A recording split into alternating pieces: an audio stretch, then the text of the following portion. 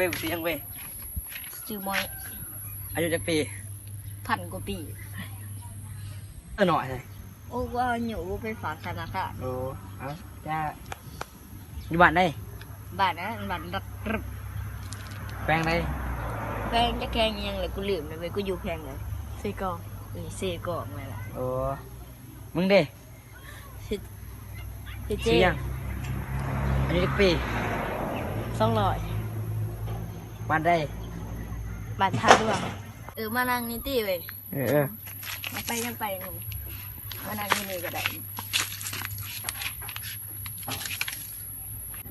ไปหากินเขาไปหิวเขาอะไรนี่ไปแย่งนี้เลยเด็กแย่งนั้นเลยได้ก็ได้ดีเอามา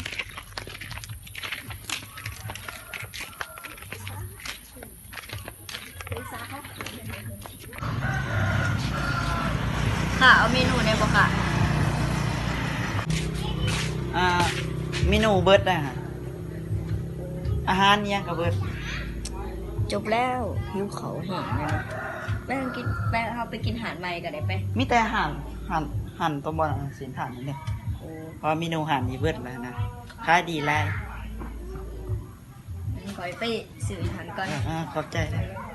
ไปบุกินดอกอุ๊ ขอบใจร้ายๆเด้อ นั่งน้องเมือก่อน